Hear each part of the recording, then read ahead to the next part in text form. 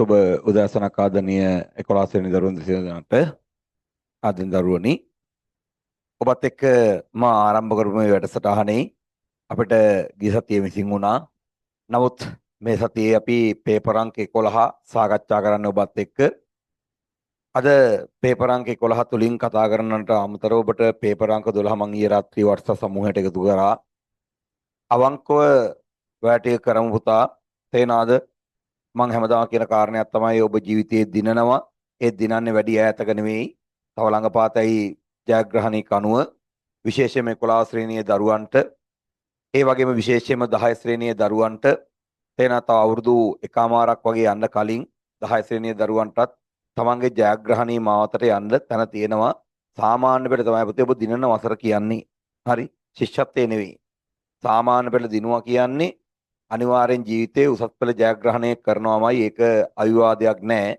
ඒ ඔබේ තියෙන දක්ෂතාවය ඔබේ ටැලන්ට් එක. ඒ නිසා හොඳට වැඩ කරන්න පේපර් අංක 12 මම දාලා තියෙනවා. print out එකක් අරගෙන වෙනම කොලයක අංක දාගෙන උත්තර ලියන්න. අංක දාගෙන උත්තර ලියන්න ලබන සතියේ ඉරිදා මම සාකච්ඡා කරනකොට මගේ සාකච්ඡා තුළ මම උත්තර ගත්ත ක්‍රමයයි ඔබ ගත්ත උත්තර ක්‍රමයයි සමාන වුණොතින් ඔබයි මයි දෙන්නම එකයි.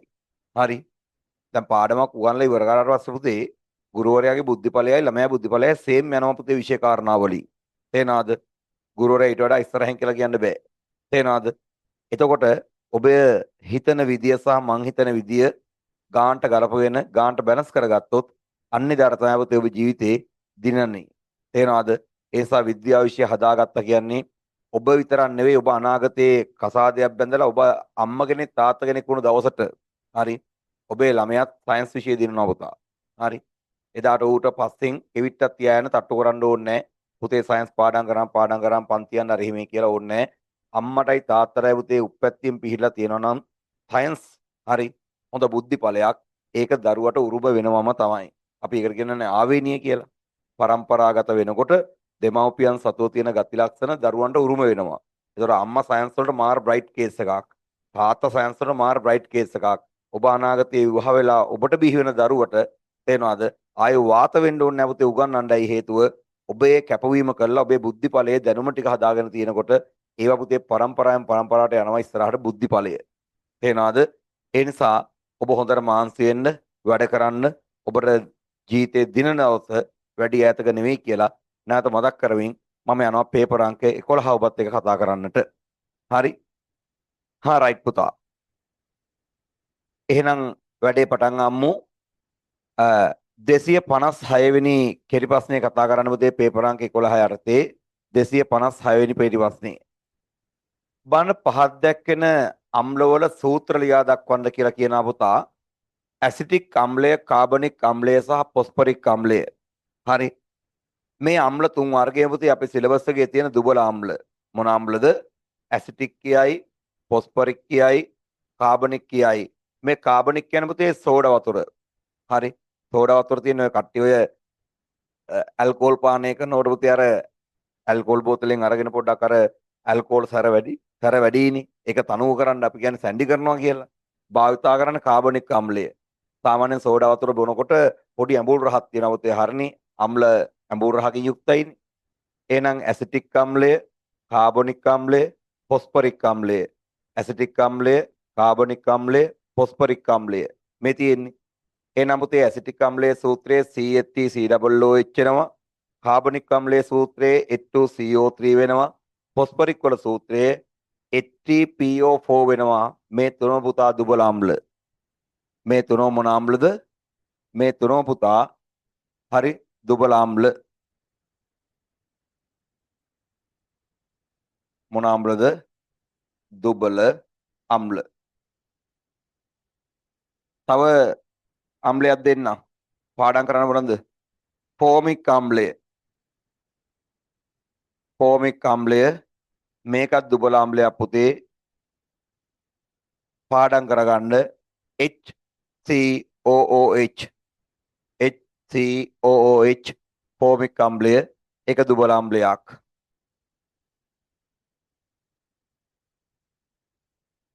රයිට්.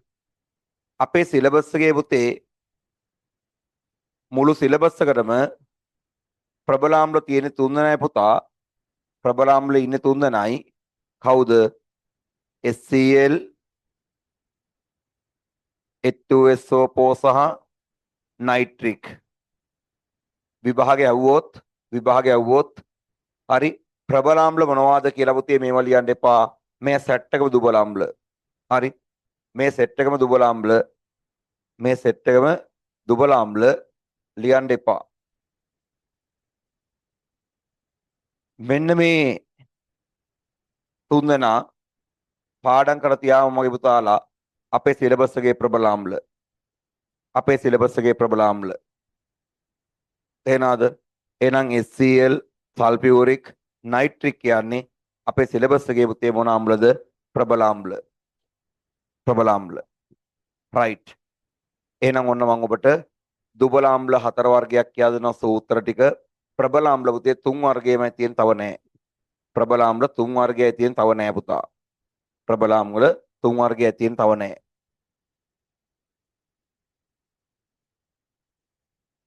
බලන්න ඒ මුහු ජලයේ ඝනත්වයේ මැනීමට ද්‍රවමාන භාවිතා කරනවලු.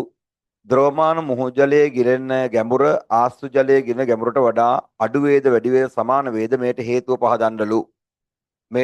පහදන්නලු. මම ඕක මෙහෙම කියා දෙන්නම් ඔබට. මේ ප්‍රශ්නේ පුතේ විභාගෙදී අහනකොට මතක තියාගන්න. ඔබට මතක් වෙන්න ඕනි සාගර ජලය ගත්තොත් සාගර ජලයේ ඝනත්වය පුතේ 1025යි. ඝන මීටරයේ කිලෝග්‍රෑම් 1025යි. හරි. සාමාන්‍ය ජලය ගත්තොත් අපි කියනවා පිරිසුදු ජලය කියලා. ඝනත්වය පුතේ ඝන මීටරයේ කිලෝග්‍රෑම් 10යි. රයිට්. මේ වගේ බඳුන් දෙක පුතා සමාන ප්‍රමාණයේ බඳුන් දෙක මේ විදියට සාගර ජලය සහ සාමාන්‍ය ජලය කියන පුතේ මේ පිරිසුදු ජලය, මේ සාමාන්‍ය කියලා ගත්තේ පිරිසුදු කියන එක. පිරිසුදු ජලය රයිට්. පිරිසුදු ජලය අරගෙන පුතේ ද්‍රවමාන ගිල්ලුවට පස්සේ මේ තියෙන්නේ මුහුදු, මේ තියෙන්නේ ගිල්ලුවට පස්සේ ද්‍රවමානයේ පිහිටන්නේ පුතේ මෙහෙමයි. ද්‍රවමානයේ පිහිටන්නේ මෙහෙමයි.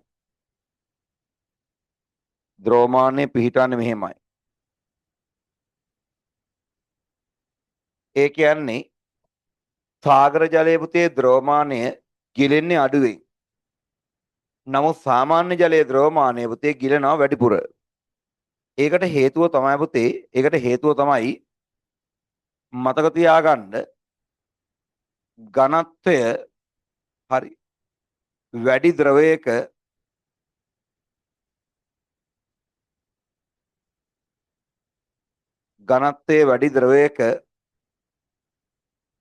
උඩුකුරු තෙරපුම වැඩි.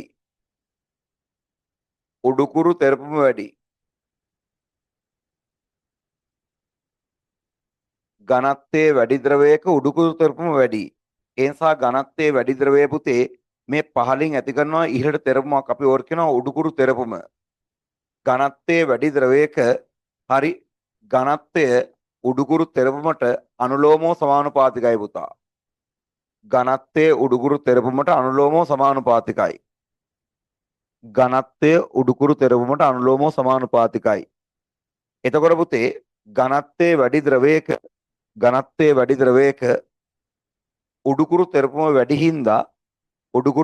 වැඩි හින්දා මොකද වෙන්නේ? ද්‍රවමානය අඩුවෙන් ගිලෙනවා. මතක තියාගන්න ජලය තුල ඝනත්වයේ අඩුයිනේ. ඝනත්වයේ අඩුවින්ද උඩුකුරු තෙරපුම අඩු වෙනවා. ඒ උඩුකුරු තෙරපුම අඩුවීමේ ප්‍රතිඵලයේ වශයෙන් මොකද වෙන්නේ? ද්‍රවමානය වැඩිපුර ගිලෙනවා. තේනවාද? එතකොට මෙයා ඝනත්වයේ 1025යිනේ පුතා. 1025යි. මෙයා ගණත්තේ 10යි. හරි. ඕක එක්සෑම් එකේ ප්‍රශ්න අහන තරම් මම කියන්නම්. හරි. මුහුදේ ඉඳන් පුතේ වරායට එන නැව මහ මුහුදේ ගිලිලා තියෙන ප්‍රමාණය අඩුයි පුතේ. නමුත් වරාය අසලදී නැව තව වැඩිපුර ගිලෙනවා. අඩි 3-4ක් ගිලෙනවා නැව. හරි. ඒ නිසා නැවේ තියනවා පුතා. නැවේ තියෙනවා මේ නැව නම් මේ නැවේ තියෙනවා මේ ජල මට්ටම නම් මේ නැව මත තියෙනවා පුතේ බඳේ ගහලා මේ වගේ රේඛාවක්. මෙන්න මේ රේඛාවට විතරයි පුතේ බඩු පටවන්නේ. හරි. නැවට බඩු පටවන්නේ ওই රේඛාව දක්වා විතරයි. ওই රේඛාවට කියනවා ප්ලම්සෝර් රේඛාව කියලා. ප්ලම්සෝර් රේඛාව. ওই රේඛාව වතුර යට ගිලෙන තරමට නැවට බඩු පටවන්නේ නැහැ. තේනවද? එතකොට නැවට බඩු පටවනකොට බර වැඩි වෙනකොට නැව ගිලෙනවනේ. ගිලෙනකොට මෙන්න මේ කළු පාටින් ඇඳපු රේඛාව තියෙනවනේ. මේ රේඛාව ජල මට්ටමට ආපු ගමන්ම නැවට බඩු පටවන එක නතර කරනවා. ඒකට හේතුව තමයි පුතා. ඒකට හේතුව තමයි ගැඹුරු මුහුදේ නැව ගිලෙන්නේ අඩුවෙන්. ඒ ගැඹුරු මුහුදේ ලවණ ගතිය වැඩි හින්දා ඝනත්වය වැඩි, උඩුකුරු තෙරපුම වැඩි. ඒ නිසා යටින් ඇති කරන බලය වැඩි හින්දා නැව ගැඹුරු මුහුදේ ගිලෙන්නේ අඩුවෙන්. නමුත් මේ නැව පුතේ ක්‍රමානුකූලව සේන්දු වෙනකොට පුතේ ගොඩබිමට ඒතර වරාය ආස්තිතෝ තියෙන පුතේ ලවණ ගතිය අඩුයි. හේතුව අපේ රට අභ්‍යන්තරයෙන් ගලනවා පුතේ මුහුද පැත්තට ගංගා වතුර මිරිදිය. ඒතර මිරිදිය එකතු වීම සාමාන්‍ය සාගර ජලයේ තේරෙනවා ගොඩබිම ආශ්‍රිත වෙරළ ආශ්‍රිතව මොකද වෙන්නේ? මිරිදිය මිශ්‍ර වෙලා තියෙන හින්දා ඝනත්වය අඩු වෙනවා. ඝනත්වය අඩු හින්දා මේ නැව ගැඹුරු මුහුදට සාපේක්ෂව නොගැඹුරු මුහුද වෙනකොට වරාය ආසන්නට වැඩිපුර ගිලෙනවා. තේනවද? ඔය අපි මුහුදේ නෑවා කියලා නාන්නේ පුතේ ගොඩබිම ටිකේනේ අපි නාන්නේ. ওই ටිකේ ඇත්තටම ලවණ ගතිය අඩුයි. හරි. ලවණ ගතිය අඩුයි. ඒ හේතුව වර්ෂා ජලය ටික ගංගා ඇතුළේ වතුර ටික එකතු වෙන්නේ මුහුදේ. හරි වෙරළ ආසන්නට එකතු වෙන්නේ. නමුත් මැද මුහුදට ගිහිල්ලාම පොඩ්ඩක් නෑවොත් එහෙම අපේ ඇද්ද කර ගන්න බෑ පුතේ දැවිල්ල ඇති වෙනවා. හරි සම පිච්චෙනවා වගේ නයි හේතුව ලවණ ගතිය වෙරළ ආසන්න මුහුදට වඩා පුතේ ගැඹුරු මුහුදේ ලවණ ගතිය වැඩි. ලවණ ගතිය වැඩි. ඒ නිසා තේරුම් ගන්න ඕනි උඩුකුරු තෙරපුම ද්‍රවයෙන් ඇති කරන සිරස් තෙරපුමක් උඩුකුරු තෙරපුම අනුලෝමව සමානුපාතික වෙනවා ද්‍රවයේ ඝනත්වයට. ද්‍රවයේ ඝනත්වයේ වැඩි නම් පුතා ද්‍රවයේ ඝනත්වයේ වැඩි නම් උඩුකුරු තෙරපුම වැඩි බව අමතක කරන්න එපා. රයිට්? අමතක කරන්න එපා.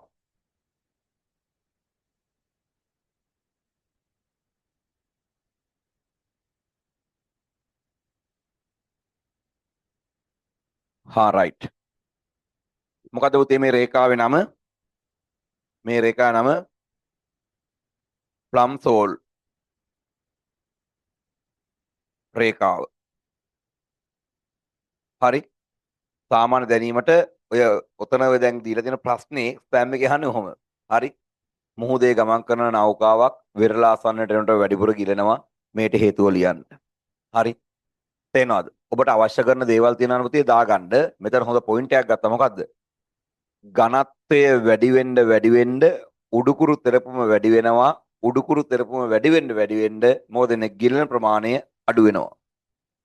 ඝනත්වය අඩු වෙන්න උඩුකුරු තෙරපුම අඩු වෙනවා. උඩුකුරු තෙරපුම අඩු වෙන්න ගිලෙන ප්‍රමාණය වැඩි වෙනවා. එහෙනම් උත්තරයට යමු. උත්තරේ අහන්නේ මොකද්ද පුතේ? අහන්නේ ද්‍රවමානයේ මුහු ජලයේ ගිලෙන ගැඹුර ආස්තු ජලයේ ගිලෙන ගැඹුරට වඩා මොකද වෙන්නේ? අනිවාර්ය පුතේ අඩු වෙනවා. උත්තරේ ලියන්න. උත්තරේ අඩුවේ. අහන්නේ ඒ මුහුදේ ගිලෙන ප්‍රමාණය ආස්තු ජලයට සාපේක්ෂව මොකක් වෙනවද කියලා අහන්නේ. උත්තරේ අඩු වෙනවා. එහෙනම් ලියමු උත්තරේ ආස්තු ජලයට වඩා මුහු ජලයේ ඝනත්වය වැඩිය. ලියමු ආස්තු ජලයට වඩා ආශ්‍රිත ජලයට වඩා ආශ්‍රිත ජලයට වඩා ආස්තු ජලයට වඩා මුහුදු ජලයේ ඝනත්වය වැඩිය. මුහු ජලයේ ඝනත්වය වැඩිය. මුහු ජලයේ ඝනත්වය වැඩිය. එවිට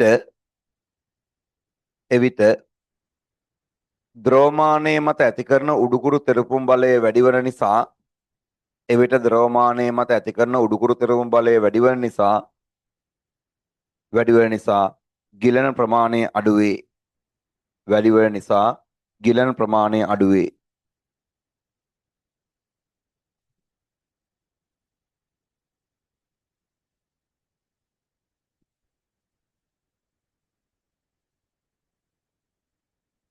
ගිලන ප්‍රමාණය අඩුවේ. එහෙනම් පුතේ උත්තර ලියා ගන්න. උඩුකුරු තෙරපුම ඝනත්වයට අනුලෝමව සමානුපාතිකයි. හරි. රෝ වැඩි නම් U වැඩි නම් ගිලන ප්‍රමාණය අඩුයි.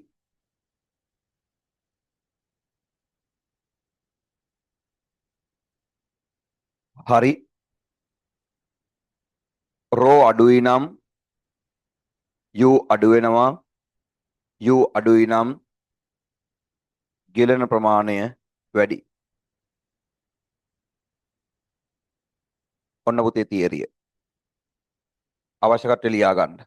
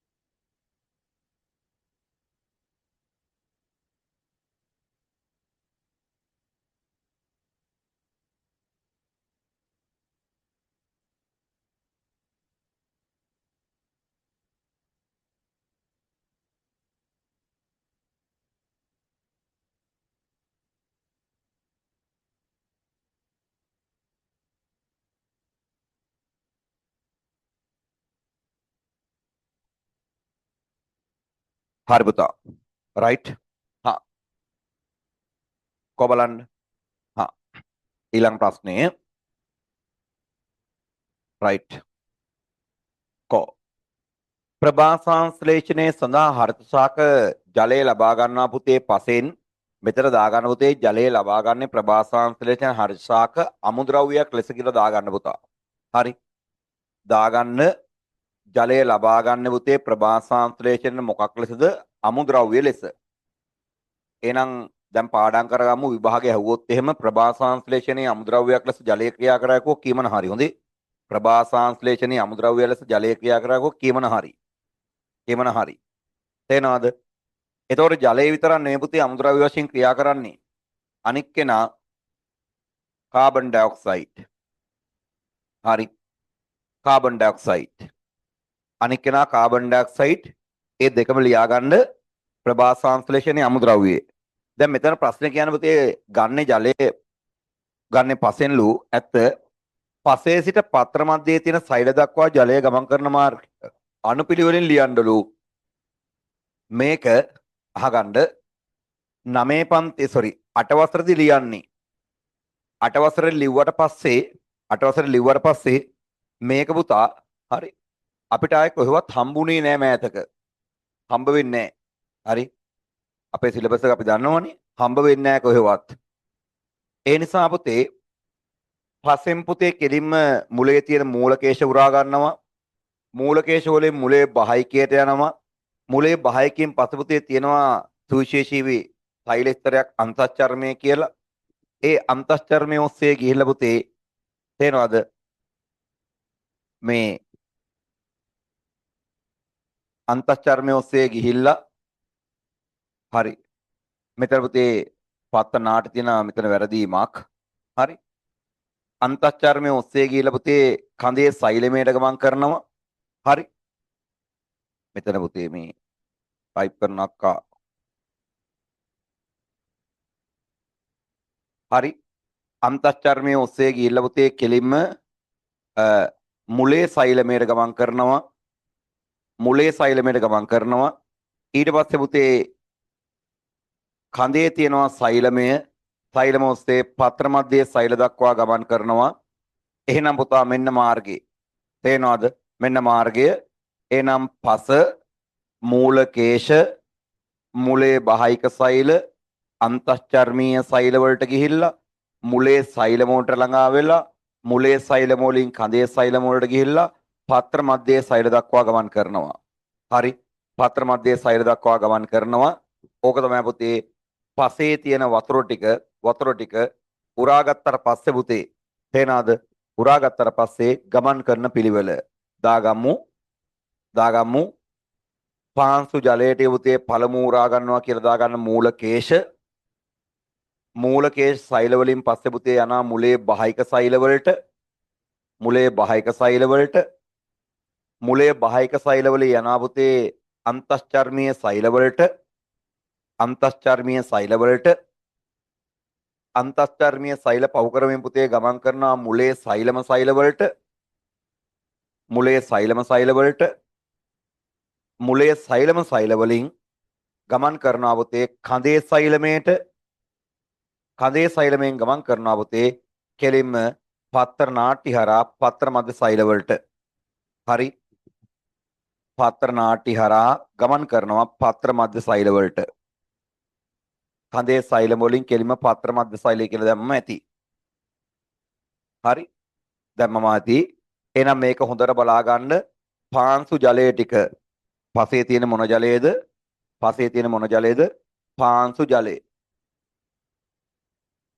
පාංශු ජලය. හරි. ඒ පාංශු ජලය ටික මේ විදිහට ගිහිල්ලා මෙහෙම යනවා පත්‍ර මැදේ දක්වා. හරි. ඉතින් පත්‍ර මැදේ තියෙන මොනවටද උතේ යන්නේ? කියමු.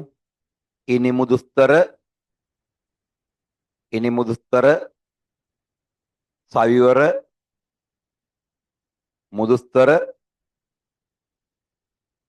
මුදුස්තර අනික පාලක සෛල. මේ සෛල දක්වා තමයි පුතේ ගමන් කරන්නේ. ඇයි හේතුව? කොහෙද ශාක පත්‍රයේ තියෙන මොනවට ගමන් කරන්නේ? පාලක සෛල, ඉනිමුදුස්තර සෛල, සවිවර මුදුස්තර සෛල. ඇයි හේතුව? මේ තුන් වර්ගයේ විතරයි හරත ලව දරන්නේ. හරි. ඇයි ප්‍රභාසාංශ්ලේෂණය වෙන්නේ ශාක පත්‍රයක සෛල වර්ග තුන් වර්ගයක. ඉනිමුදුස්තර සෛල තමයි ගොඩාක්ම වෙන්නේ. ඊට වඩා සවිවර මුදුස්තර සෛල වල අඩුයි. ඊට වඩා පාලක සෛල වල අඩුයි. ඒ නිසා තේරුම් ගන්න ඕනේ උතා මෙන්න මේ සෛල වර්ග තුන් වර්ගය. හරි. මෙන්න මේ සෛල වර්ග තුන් වර්ගය තුල හරි ප්‍රභාසාංශ්ලේෂණය වෙනවා. ඒ කටයුත්ත කරන්න පුතේ මොකද වෙන්නේ? ජලය අවශ්‍ය වෙනවා. ජලය ගමන් කරනවා. හරි. මේ ජලය ගමන් කරන ආකාරය මේ තේරේ පත්‍ර මැදේ සෛල කියලා නේද? මොනවද? ඉනිමුදුස්තර සෛල, සවිවර මුදුස්තර සෛල, පාලක සෛල වලට මොනවා එන්න ඕනේ උතේ? ජලය එන්න ඕනි ප්‍රභාසාංශ්ලේෂණය කරන්න. right. 259 ඒකාකාරී ඍණතරණයක් නැත්නම් පුතේ මන්දනයකින් චලිත වන විට ප්‍රවේකාල පස්තාරයේ ඇඳලා පෙන්වන්න කියලා කියනවා පුතා. එහෙනම් ඒකාකාර මන්දනයක් කියනකොට පුතේ එහෙනම් ප්‍රවේගය ms ශ්‍රණ එකෙන්ම ඉන්නේ තප්පරයට මීටර් කාලෙම ඉන්නේ පුතේ තප්පර වලින් එහෙනම් මෙතන තියෙනවා බෑවුමක් මේ එහෙනම් මේක ඍණ අනුක්‍රමණයක්. ඒ කියන්නේ ප්‍රවේගයේ අඩුවීමක්. උත්තරය ඕක. බැරි වෙලාවත් අපිට කිව්වනම් පුතා එහෙම බැරි වෙලාවක් එහෙම ඒකාකාර ධනතරණයක් පෙන්වන්න කියලා මෙන්න මේ උත්තරය.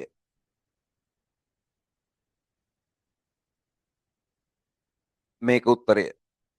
බැරි වෙලාවක් මට කිව්වනම් පුතා හරි මට කිව්වනම් එහෙම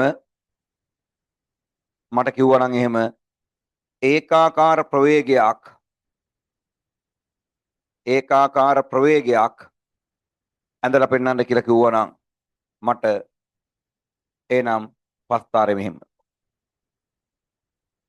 මේකේ තියෙන පුතේ මොන බෑවුමක්ද? ධන අනුක්‍රමණයක්. දන්නව නේද? ප්‍රවේග කාල පස්තාරයක පුතා පස්තාරයක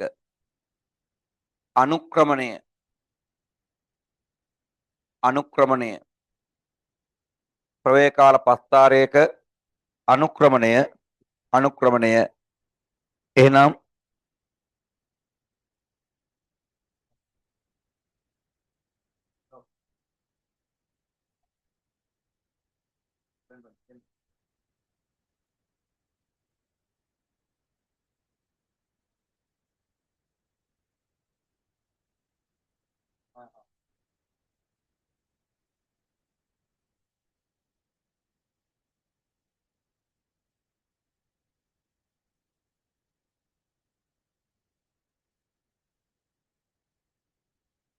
හරි.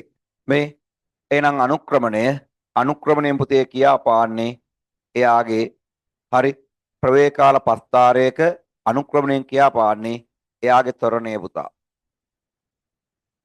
හරි. එහෙනම් අදින් පස්සේ ප්‍රවේකාල පස්තාරයක අනුක්‍රමණය කියන්නේ ත්වරණය කියන එක අමතක කරන්න එපා. මෙතන පුතේ අනුක්‍රමණයක් නැහැ. හරි. මෙතන අනුක්‍රමණයේ බිඳුවයි. බෑවුමක් නැහැනේ. අනුක්‍රමණයේ බිඳුවයි. රයිට්. මගෙන් ප්‍රශ්නය අහලා තියෙන්නේ ඒකාකාර ඍණතරණයක් කියලා පුතේ. ඒකාකාර ඍණතරණයක් කියන්නේ ඒකාකාර මන්දනයක් කියන එක. ඒතර උත්තරේ මේක. මට බැරි වෙලා හරි ඒකාකාර ධනතරණය හොනම් උත්තරේ මේක. බැරි වෙලා හරි ඒකාකාර ප්‍රවේගය හොනම් උත්තරේ මේක. ප්‍රවේගකාල පස්තාරයක අනුක්‍රමණයෙන් දෙන්නේ මොකද්ද කියලා හොනම් උත්තරේ තරණය.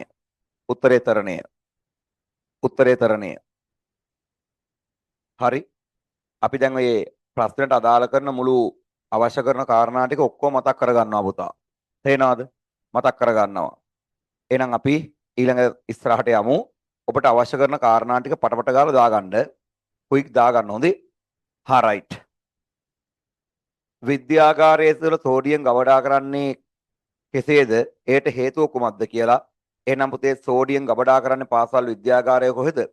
භූමි තෙල් හෝ පැරපින් තෙල් තුල නැත්නම් පැරපින් ඉටි කියලා කියනවා ඒ ද්‍රාවකයක්. ඒතර මට කියන්න සාමාන්‍යයෙන් පාසල් විද්‍යාගාරයක පුතේ භූමි තෙල් නැත්නම් පැරපින් තෙල් කියනවා නැත්නම් පැරපින් ඉටි කියලා කියයි. හරි. තෙල් නැත්නම් ඉටි කියයි. මේ ඉටි කියන්නේ ද්‍රාවකයක්. මේ දෙකේ තමයි පුතේ සෝඩියම් තියන්න පුළුවන්. ඇයි හේතුව? සෝඩියම් කියන්නේ අධි ක්‍රියාකාරී ලෝහයක්. ඒකට හේතුව තමයි මෙයා වාතය එක්ක ඝට්ටණය කරන්න බෑ. වාතය හරි නොගැටෙන ලෙස. හරි. වාතය හා ජලය පුතේ ජලය. එහෙනම් වාතය සහ ජලය නොගැටෙන ලෙස මෙයා භූමි තෙල් සෝ පැරපින් තුල ගබඩා කරනවා. ඇයි හේතුව? අධිපතික්‍රියාශීලීත්වයෙන් යුක්ත හින්දා. අහනවා ගබඩා කරන්නේ කෙසේද? ලියන උත්තරේ භූමි තෙල් හෝ පැරපින් තෙල් නැත්නම් ඉටි තුල. ලියන්න භූමි තෙල් හෝ පැරපින් ඉටි නැත්නම් පැරපින් තෙල් තුල. පැරපින් තෙල් තුල. හරි. ලිවද? හා. එතනින් ලියන්න හේතුව ලියන්න. සෝඩියම් අධිපතික්‍රියාශීලී ලෝහයක් වන නිසා සෝඩියම් අධිපතික්‍රියාශීලී ලෝහයක් වන නිසා සෝඩියම් අධිපතික්‍රියාශීලී ලෝහයක් වන නිසා වාතය සහ ජලය සමග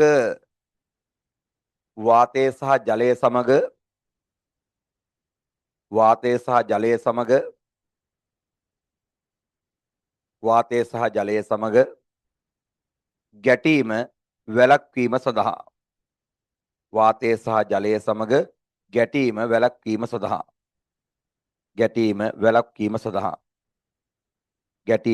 වැළැක්වීම සඳහා හරි. ඔබ මේ වැඩසටහන මම කරලා ඉවරුණාට පස්සේ සාමාන්‍ය පෙළ විභාග පේපරේ අරගෙන ඔය පේපර් ටික එකට තියාගන්න හොඳේ. හරි. පේපරේ එකට තියාගන්න. සාමාන්‍ය පෙළ විභාග පේපරේ අරන් බලන්න මේ උදේ පාන්දර මේ පැයක වෙලාවක් අරගෙන පොඩ කතා කරාට ඕක දින ගණනාවක් කරනකොට පුතේ ලොකු කාලයක්. නේ අද 11 වෙනි දවසනේ. ඒතකොට 11 වෙනි දවස් පැය ගාන ගත්තොත් එහෙනම් දැන් පැය 11ක් කරලා තියෙනවා. ප්‍රශ්න මේක නම් 261 වෙනි ප්‍රශ්නේ. හරි. ඔබ සාමාන්‍ය විභාගයේ පේපරේ අරන් බලන්න මේ කතා කරන ටිකේ හරි ඉලක්කගත උත්තර කීයක් තියෙනවද කියලා ගණන් කරන්නම් මේ ටික හරියට සම්බන්ධ වුණොත් කෙලින්ම ඔබේ ලකුණු 45ක් ඇදෙනවා හොඳේ.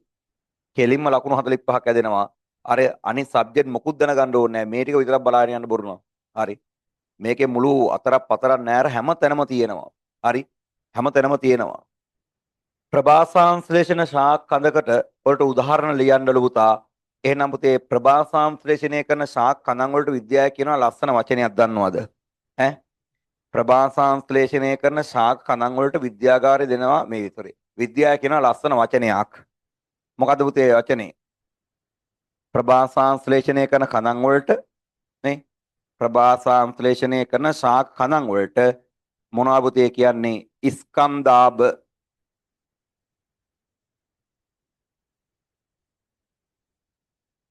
ස්කන්ධාභ ප්‍රභාසංශ්ලේෂණය කරන ශාක කඳන් වලට පුතේ කියනවා ස්කන්ධාභ කියලා. එහෙනම් මේ දීලා තියෙනවා පතොක් දලුක් නවහන්දි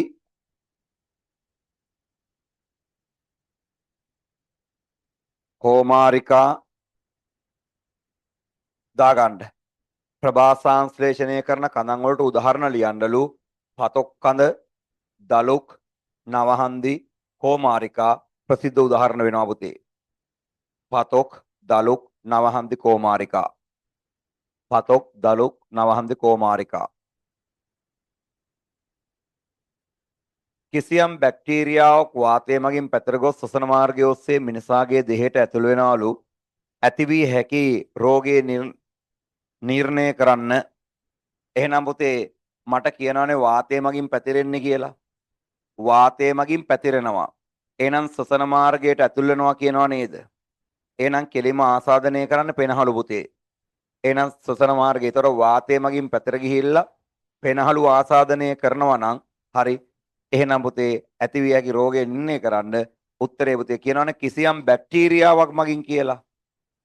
බැක්ටීරියාවක් මගින් එහෙනම් පුතේ ක්ෂය රෝගය.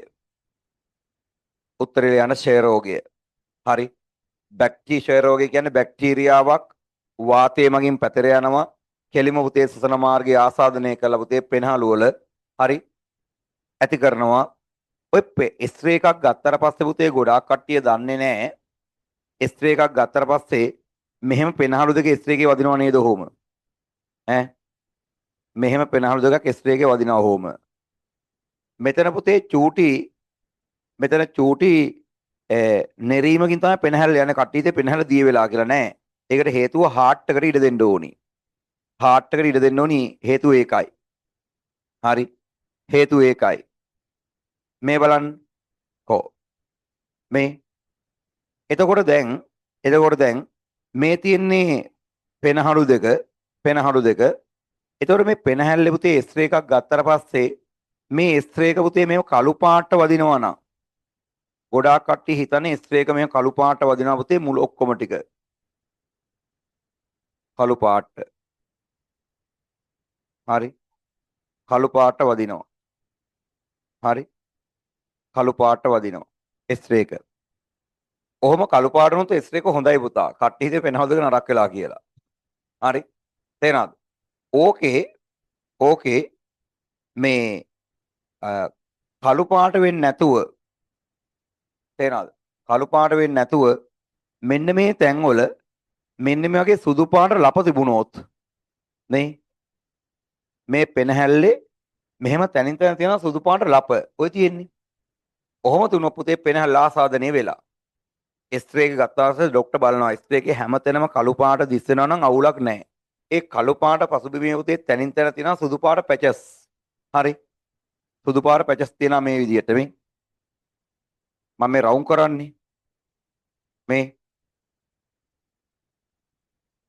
මෙහෙම සුදු පාට පැචස් තියෙනවා මේ.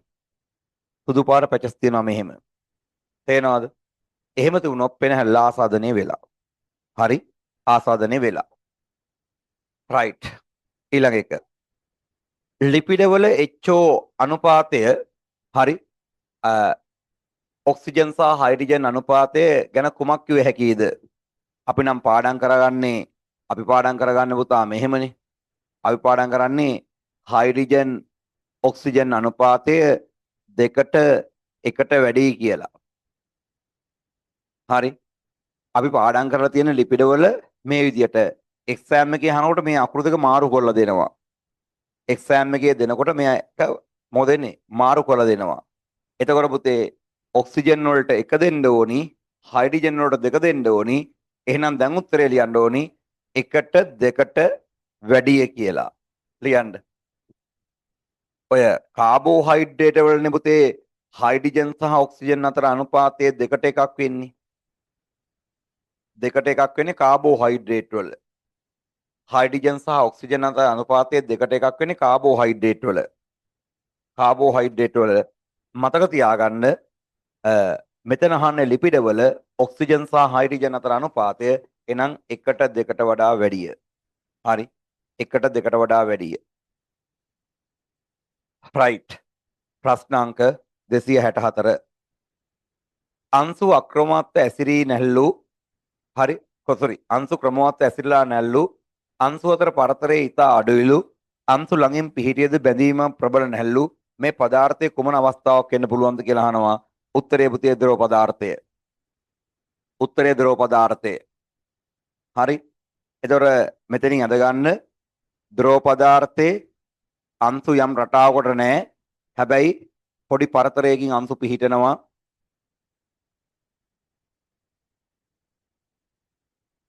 මේ අංශු පිහිටනවා.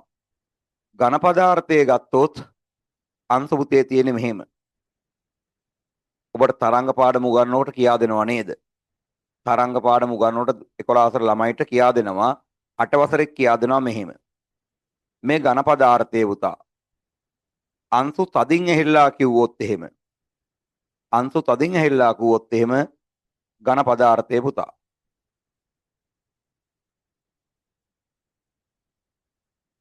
ඔය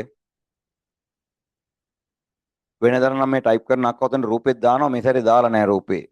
මේ ඝන වායු පදාර්ථය කිව්වොත් මෙහෙම හරි අංශු එක තැනක ඉන්නේ එහෙම මේ ගමන් කරනවා කියන්නේ ඊතල පවා දානවා. මේ වායු. උත්තරේ පුතේ ද්‍රව අවස්ථාව. ද්‍රව අවස්ථාව.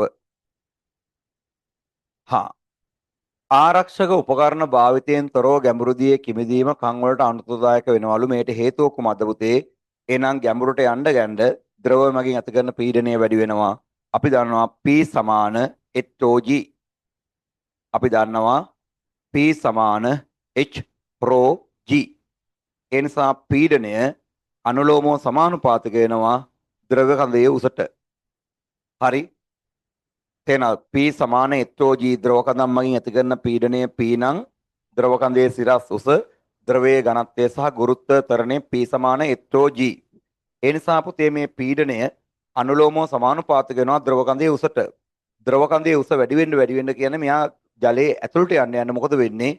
ද්‍රව කඳ මගින් ඇති කරන තෙරපුම වැඩි වෙනවා. ඒ නිසා කන් ආවරණ පළඳින්න ඕනි පුතා ගැඹුරු දියේ කිමිදෙනකොට. හරි. උත්තරය ලියන්න ගැඹුරු දියේ පීඩනය අධික වන නිසා. උත්තරය ලියා ගන්න. හරි. කිමිදුම් කරු පීනනකොට පුතේ කිමිදුම් කරු පීනන්නේ මේ හරියෙන් නම් හරි. පීනන්නේ මේ හරියෙන් නම් එයාට උඩින් තියනවා නම් පුතේ යම් ජල කඳක් කොහොම ජල කඳක් මෙන්න මේ ජල කඳ මගින් ඇති කරනවා තෙරපීම. ඒක තමයි H කියන්නේ. හරි. ඒ H උස වැඩි වෙන්න මෙයාමත් ඇති කරන තෙරපීම වැඩි. හරි.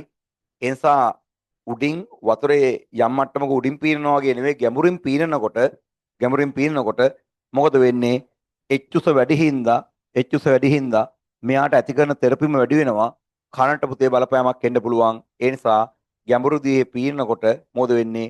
ගැඹුර වැඩි වෙනකොට ද්‍රව කඳකින් ඇති කරන තෙරපුම වැඩි වෙනවා. තෙරපුම වැඩි වුණාට පස්සේ කන් වලට ආබාධ වෙන්න පුළුවන්. උත්තරේ ලියන්න ගැඹුරු දියේ පීඩනය අධික වෙන නිසා.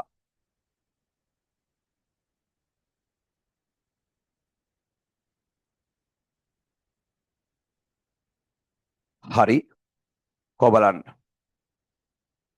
ඊට පස්සේ 266 කො සිසුවක නිශ්චලතාවයේ සිට බෝලයක් පහළට අතාරී පොළොවේ වැදීමේදී ඒ පොළොවේ පතනය වෙනවලු ප්‍රවේකාල පස්තාරේ අඳින්නලු. පුතා අදින් පස්සේ උඩේ ඉඳන් මොන යමක් පහළට ඇතෑරියාත් තේනවද? උඩු ගුවනේ ඉඳන් පොළොව පැත්තට මොන දේ වැන්නත් ඒක වැටෙන්නේ පුළුන් කෑල්ලක්ද, ඒක වැටෙන්නේ බෝලයක්ද, ඒක වැටෙන්නේ පොල් ගෙඩියක්ද, කඩා වැටෙන්නේ හෙලිකොප්ටර් කෑල්ලක්ද නැත්නම් ගුවන් යානයේ කොටසක්ද අදාළ නැහැ. හරි. අභ්‍යාකාශ තිබුණ ග්‍රහවත්ව කොටසක්ද බිම වැටෙන්නේ අදාළ නැහැ. හරි. පස්තාරය පුතා මේක. ඇයි හේතුව උඩේ ඉඳන් පහළට වැටෙන හැම වස්තුවකම පුතා උඩේ ඉඳන් පහළට වැටෙනවා. මේ වැටෙන හැම වස්තුවකම පහළට එන තුරුම පුතේ ක්‍රියාත්මක කරන්නේ නියත තරණයක්. ඒ තරණය කීයද? 10යි m/2යි. මේකට කියනවා ගුරුත්ව තරණය කියලා. එහෙනම් මේ ප්‍රවේගකාල පස්තාරයේ පුතේ ගුරුත්ව තරණීය නියත හින්දා මොකද වෙන්නේ? බෑවුම නියත වෙනවා. හරි. උඩේ ඉඳන් පහළට වැටෙන්න හැම තප්පරයක් පාසාම මෙයා ප්‍රවේගය මොකද කරන්නේ? වැඩි කරගන්නවා. හැම තප්පරයක් පාසාම ප්‍රවේගය වැඩි කරගන්නවා. ඒ ප්‍රවේගය හැම තප්පරයක් පාසාම වැඩි කර ගැනීමත් එක්ක මෙයා පහළට ඒමත් එක්ක මොකද වෙන්නේ? ප්‍රවේගය වැඩි වෙනවා. ප්‍රවේගය වැඩි වෙනවා. උත්තරේ දාගන්න. උත්තරේ උඩේ ඉඳන් පහළට වැන්නොත් පස්තාරේ මේක. බැරි වෙලාවත් එක්සෑම් එකේ කිව්වොත් පොළොවේ ඉඳන් ඉහළට විසි කරා කියලා. හරි. බැරි වෙලාවත් එක්සෑම් එකේ කිව්වොත් පුතා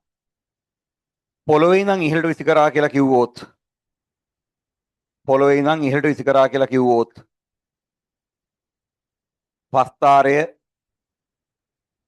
පොළොවේ ඉඳන් ඉහළට විසි කරා කියලා කිව්වොත් පස්තාරය පුතා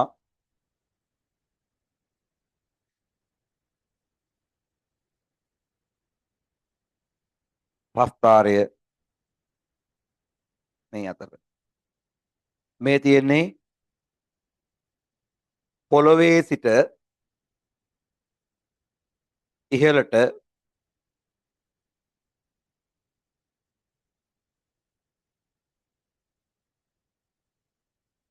වස්තුවක් විසිකිරීම දාගන්න.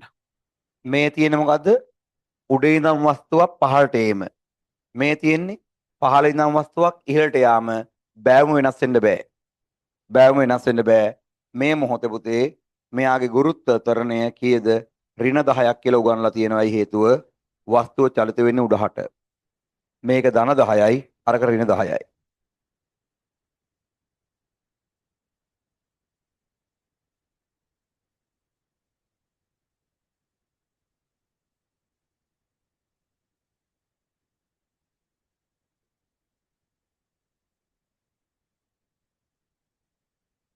හරි.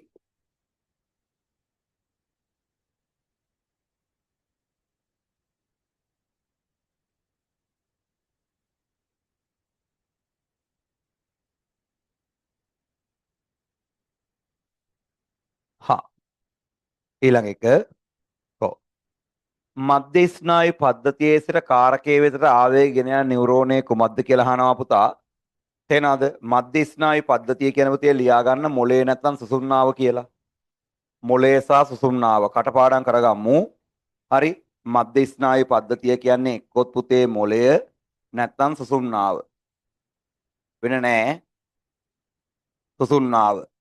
මධ්‍ය ස්නායු පද්ධතියෙන් පුතේ ආරම්භ කරලා, ඒ කියන්නේ මොලෙන් හෝ සුසුම්නාවෙන් ආරම්භ කරලා කාරකයක් කියන්නේ මොකද්ද? කාරකය කියන්නේ ඔබේ ඇඟේ තියෙන එක්ක ග්‍රන්ථියක් නැත්නම් පුතේ ලියා ගන්න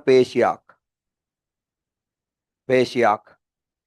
එහෙනම් පුතේ මිනිසාගේ මොලේ නැත්නම් සුසුම්නාවෙන් පණිවිඩ ඉවත් කරනවනේ. ඔබේ මොලෙන් සුසුම්නාවෙන් පණිවිඩ ඉවත් කරාම ඒ පණිවිඩය ගේන්න ඕනි ඔබේ ඇඟේ තියෙන ග්‍රන්ථියකට හෝ පේශියකට. ඒ ගේන නියුරෝනට කියනවා චාලක නියුරෝනේ නැත්නම් කියනවා අපවහයි නියුරෝනේ කියලා. මේ කටපාඩම් කරගමු. හරි. කෙලින්ම අහනවා මධ්‍ය ස්නායු පද්ධතිය කියන්නේ මොලේ හා සුසුම්නාවෙන් ආරම්භ කළා කාරක දක්වා නැත්නම් කාරකය හරි වෙතට පණිවිඩය ගේන නියුරෝනේ අහනවා. එහෙනම් මේ නියුරෝනේ පුතේ කවුද? චාලක නියුරෝනේ නැත්නම් අපවහයි නියුරෝනේ. අපවහයි කියන්නේ මධ්‍ය ස්නායු පද්ධතියෙන් ඉවතර කියන එක. හරි. මේ අපවහයි කියන එකේ තේරුම මධ්‍ය ස්නායු පද්ධතියෙන් ඉවතට ආවේග ගෙන යයි. right. 268 වෙනි ප්‍රශ්නේ පුතා ආගන්තුක මුල් යනු මොනවාද කියලා අහනවා පුතේ. හරි. එහෙනම් අපි කියනවා ආගන්තුක මුල් මුදුන් මුලෙන් හෝ ඒ ශාක වලින් හැරුණු විට ශාකයේ වෙනත් ස්ථාන වලින් හටගන්නා මුල් පුතේ. හරි. හා ලියමු ආගන්තුක මුල් කියන්නේ මොනවද කියලා අහනවා. ආගන්තුකයි කියන්නේ අලුතෙන් කියන එක. තේනාද? රයිට්. මුදුන් මුලෙන් හෝ එහි ශාකයේ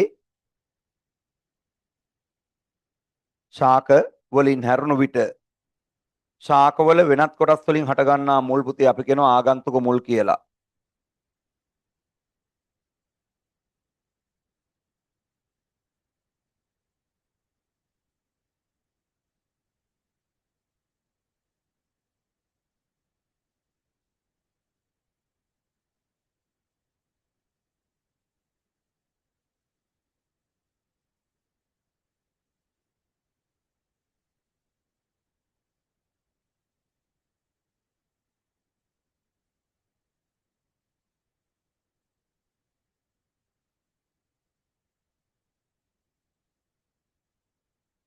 දැන් පුතේ ටයිප් කරපු එකේ තියෙනවා මුදුන් මුලෙන් හෝ ඒ ශාක වලින්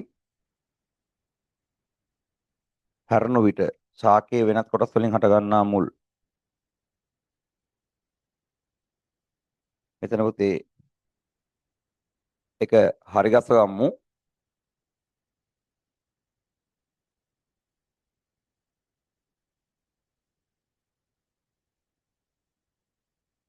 ආගන්තුක මුල් මුදුන් මුලෙන් හෝ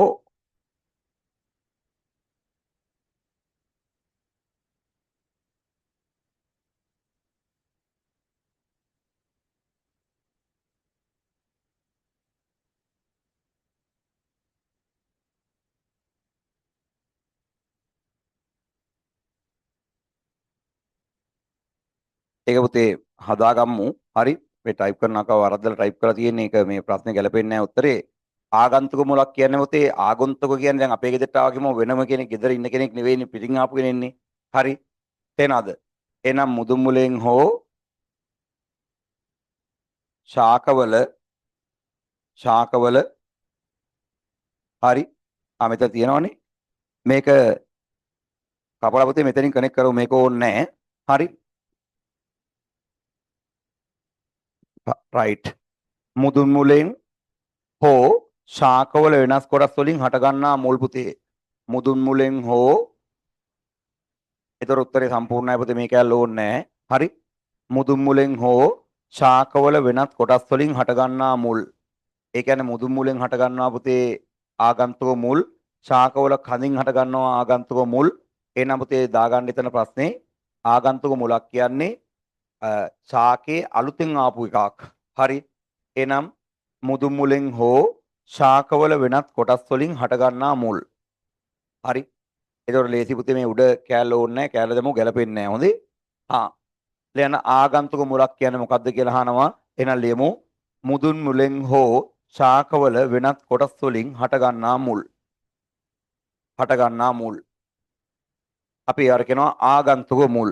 දැන් අපේ ගෙදරට කවුරු හරි කෙනෙක් ආවත් අපි කියන්නේ ආගන්තුක කෙනෙක් ආවා කියලා කියන්නේ. ආගන්තුක කියන්නේ අලුතෙන් කෙනෙක් ආවා.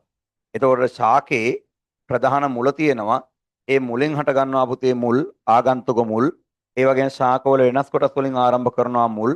එහෙනම් අපි ඒවට කියනවා පුතේ දෙවනුව අලුතෙන් එන මුල් ඒවට කියනවා ආගන්තුක මුල් කියලා. හරි.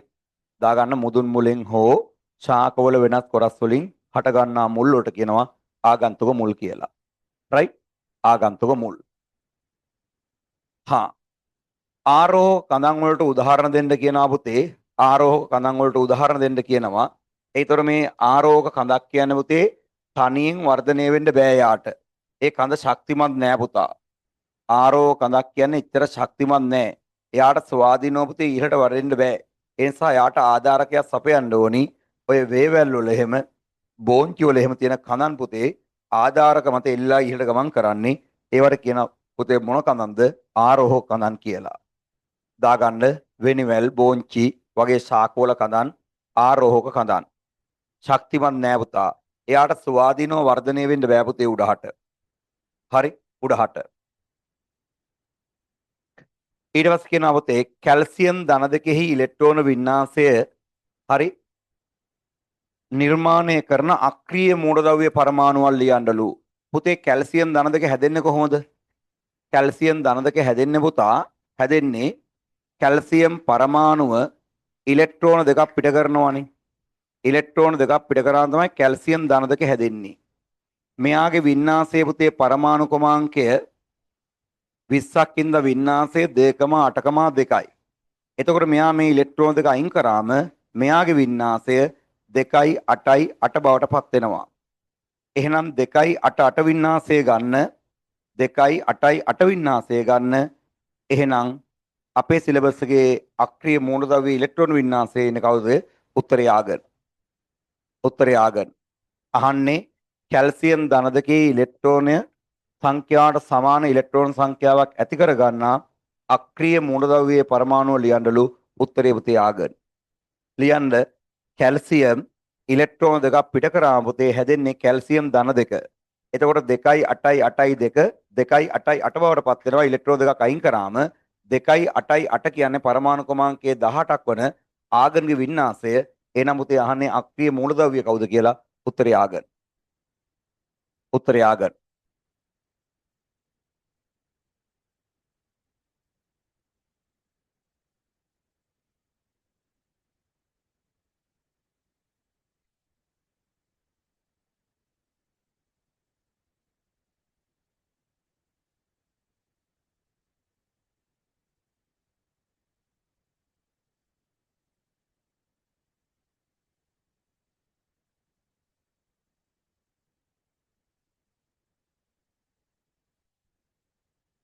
රයිට්. ඊළඟට පුතේ සංඛ්‍යාතය කියන්නේ මොකක්ද කියලා අහනවා. සංඛ්‍යාතයේ මයින් පුතේ අකුරු භාවිතා කරන්න අපි සංඛ්‍යාතයට F අකුර. සංඛ්‍යාතයේ මයින් ඒකකයේ පුතේ හර්ට්ස්. දන්නවනේ හර්ට්ස්. ඔබ දන්නේ නැත්තම් ලියාගන්න තප්පරයට එකක් සමාන වෙනවා පුතා 1 හර්ට්ස් වලට. දන්නේ නැත්තම් ලියාගන්න තප්පරයට S ඍණ 1 සමාන වෙනවා 1 හර්ට්ස් වලට. එනම් පුතේ සංඛ්‍යාතය කියන්නේ මොකද්ද? ධනි ප්‍රභවයක ඒකීය කාලයකදී හට ගන්නා කම්පන සංඛ්‍යාව. ධනි ප්‍රභවයක ඒකීය කාලයකදී හට ගන්නා කම්පන සංඛ්‍යාවට කියනවා එහි කම්පන සංඛ්‍යාතය කියලා. කම්පන සංඛ්‍යාතය කියලා. ධනි ප්‍රභවයක ඒකීය කාලයකදී හට ගන්නා කම්පන සංඛ්‍යාව. කම්පන සංඛ්‍යාව. රයිට්. මේක 8 වසරෙන් දාලා තියෙන්නේ. ඒක න්‍යෂ්ටික විලිකිත අනිච්ඡානුක පටක වර්ගය අහනවා. ඒක න්‍යෂ්ටිකයි කියන්නේ න්‍යෂ්ටි එකයි. විලිකිතයි කියන්නේ පුතේ විලිකිතයි කියන්නේ හරස් රේඛා තියෙනවා. හරස් රේඛා ඇත. අනිච්ඡානුගයි කියන්නේ හරි සිතාමතා පාලනය කරන්න බෑ. සිතා මතා පාලනය කළ නොහැකිය. සිතාමතා පාලනය කරන්න බෑ. අහනවා පටක වර්ගය. උත්තරේ හර්ට් පේශි පටක. ඒක න්‍යෂ්ටික විලිකිත අනිච්ඡානුක කියනකොට ඒක න්‍යෂ්ටික විලිකිත අනිච්ඡානුක කියනකොට පුතේ හර්ට් පේශි වලට යනවා.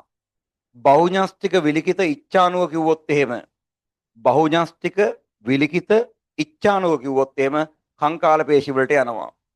හරි කංකාල පේශි වලට යනවා. කොහොම කිව්වොත්ද? බහුඥාස්තික විලිකිත ඉච්ඡානුක කිව්වොත්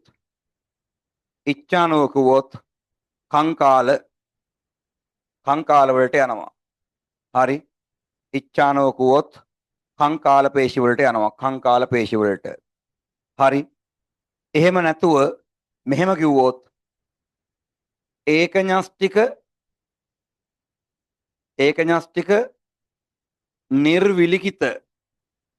නිර්විලිකිත අනිච්ඡානුක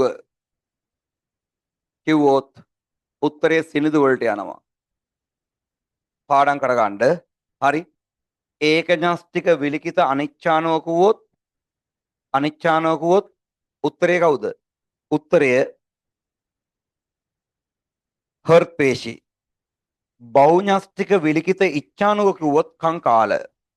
බහුඥස්තික විලිකිත ඉච්ඡානුගෝ කංකාල. ඒකඥස්තික නිර්විලිකිත අනිච්ඡානුග කිව්වොත් සිනිඳු පේශි. හරි සිනිඳු පේශි. ඒකඥස්තික නිර්විලිකිත අනිච්ඡානුග සිනිඳු පේශි. බහුඥස්තික විලිකිත ඉච්ඡානුග කංකාල පේශි.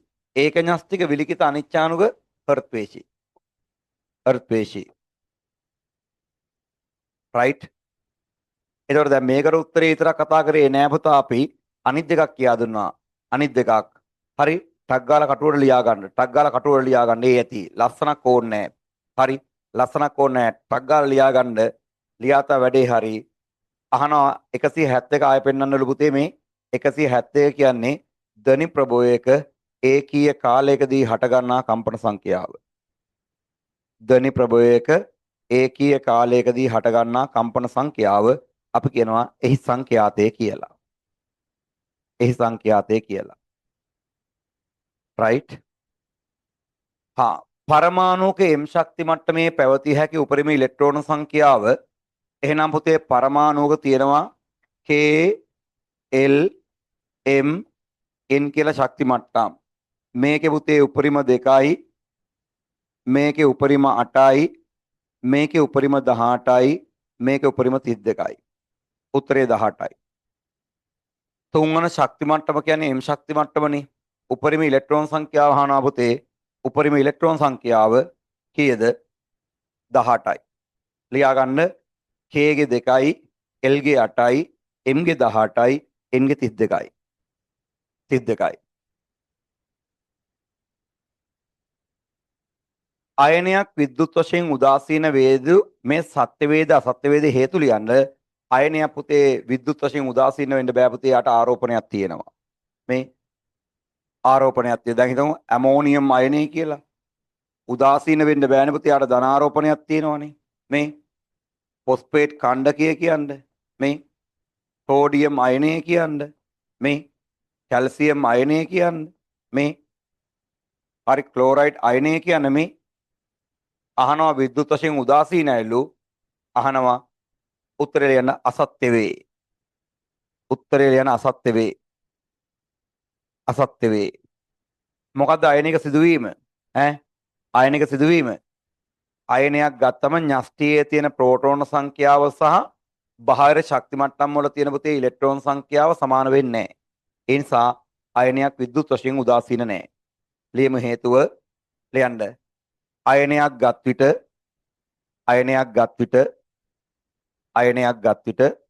න්‍යෂ්ටියේ අඩංගු ප්‍රෝටෝන සංඛ්‍යාව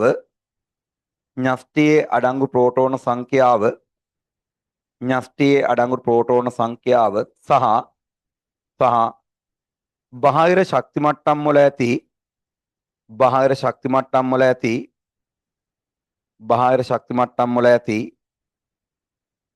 බාහිර ශක්ති මට්ටම් වල ඇති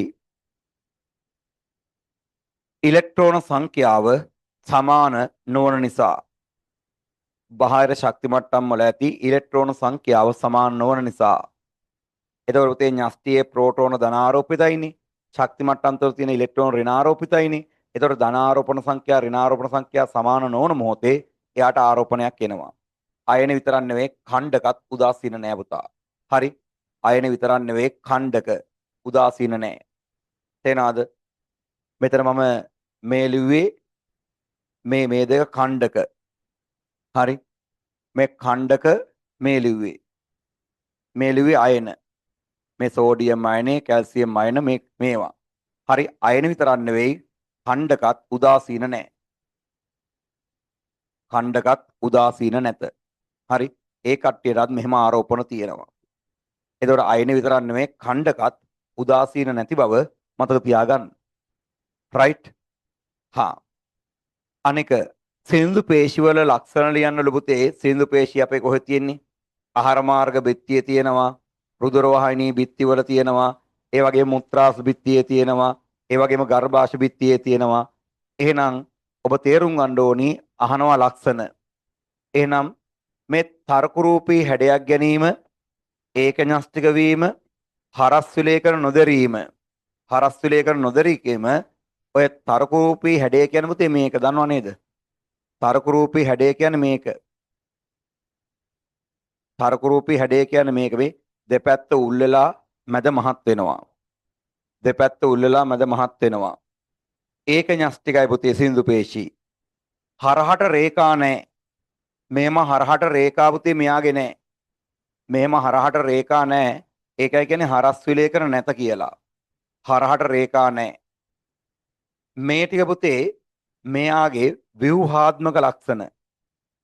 යට තියෙනනේ අනිච්ඡානුව ක්‍රියා කරයි කියලා. ඒක කෘත්‍යාත්මක ලක්ෂණ. අනිච්ඡානුව ක්‍රියා කරයි කියනවා නේද? ඒක කෘත්‍යාත්මක ලක්ෂණයක්. ඒක කෘත්‍යාත්මක ලක්ෂණයක්.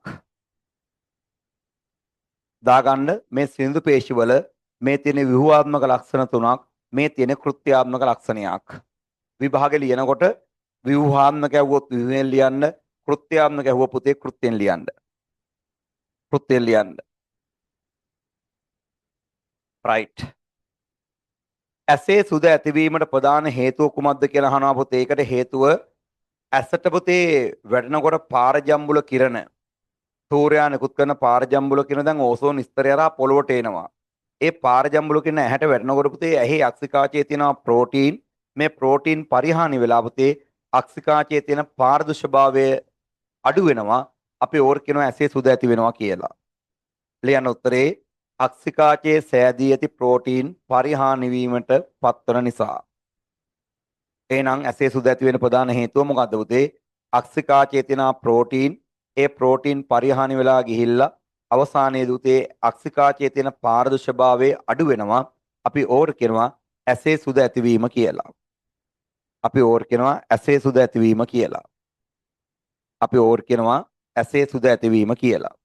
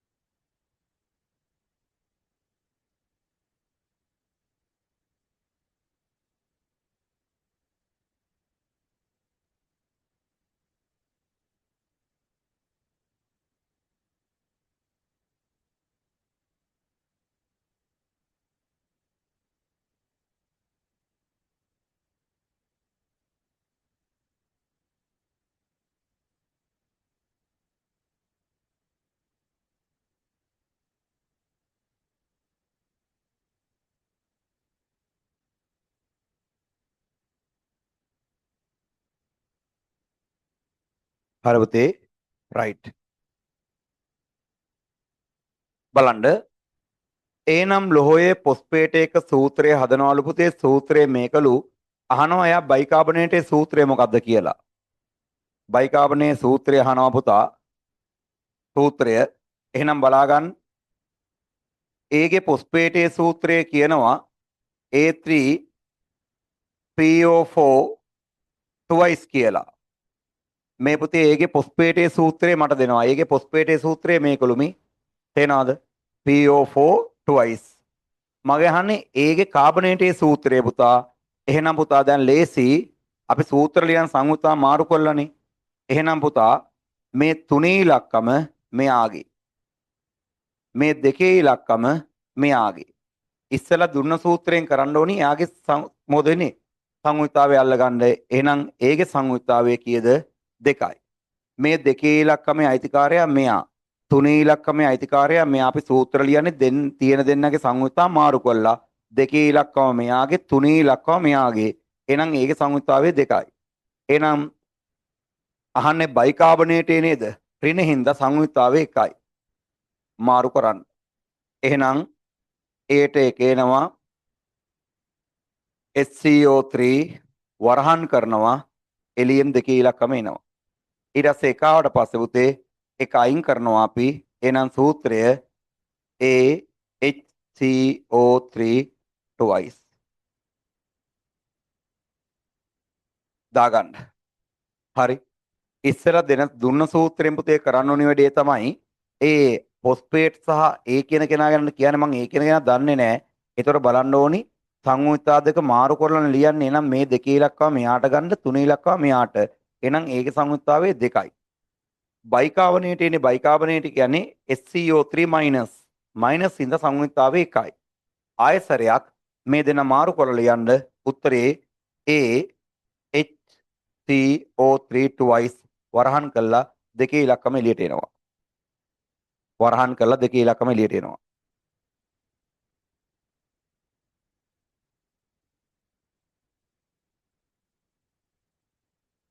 හරි. ද්‍රව්‍යයක තාපාංකයේ රඳාපවතින සාධකයක් ලියන්න පුතේ මාක් කරගන්න. එහෙනම් ද්‍රව්‍යයක තාපාංකයේ රඳාපවතිනවා එහි වායුගෝලීය පීඩනය මත. හරි. වායුගෝලීය පීඩනය. ඒ කියන්නේ මුහුදු මට්ටමේ සිට පුතේ රට අභ්‍යන්තරයේ කඳුකොරේට යන්න වායුගෝලීය පීඩනය අඩු වෙනවනේ. ඒ නිසා මොකද වෙන්නේ? තාපාංකත් අඩු වෙනවා. හරි. ඒ කියන්නේ සාගරයේ මට්ටමේ මුහුදු මට්ටමේදී ජලයේ තාපාංකය 100යිනේ. නමුත් කඳුකොරේට යනකොට තාපාංකය අඩු වෙනවා. ඒකට හේතුව කඳුකොරේට යද්දී වායුගෝලීය පීඩනය මොකද වෙන්නේ? අඩු වෙන හින්දා. උත්තරේ ලියන්න. තාපාංකයේ නෙවෙයි ද්‍රවාංකයක් රඳා පවතිනවා. මොකක් මතද? වායුගෝලීය පීඩනය මත. ප්‍රෝටීන් එක අනිවාර්යයෙන්ම අඩංගු වන මූලද්‍රව්‍ය CHON විතරයි ලියන්න ඕනේ. S ලියන්න එපා. ඇයි හේතුව? හැම එකේම අනිවාර්ය නෑ සල්ප. හරි. CHON විතරයි. ප්‍රෝටීන වල CHON විතරයි පුතා. CHON විතරයි. ප්‍රභාසංශ්ලේෂණයේ ප්‍රධාන ඵලය ලෙස ශාක පත්‍රවල පළමුවෙන් නිපදවන සංයෝගය කුමක්ද? උත්තරේ ග්ලූකෝස් පුතේ. ප්‍රභාසංශ්ලේෂණයේ ප්‍රධාන ඵලය ග්ලූකෝස්. ප්‍රභාසංශ්ලේෂණයේ පරිවහන ඵලය මොකද්ද? පරිවහන ඵලය සුක්‍රෝස්. ප්‍රභාසංශ්ලේෂණයේ සංචිත ඵලය මොකද්ද? පිස්ටය. ප්‍රභාසංශ්ලේෂණයේ ප්‍රධාන ඵලය ග්ලූකෝස්. ප්‍රභාසංශ්ලේෂණයේ පරිවහන ඵලය සුක්‍රෝස්. ප්‍රභාසංශ්ලේෂණයේ සංචිත ඵලය පුතේ පිස්ටය.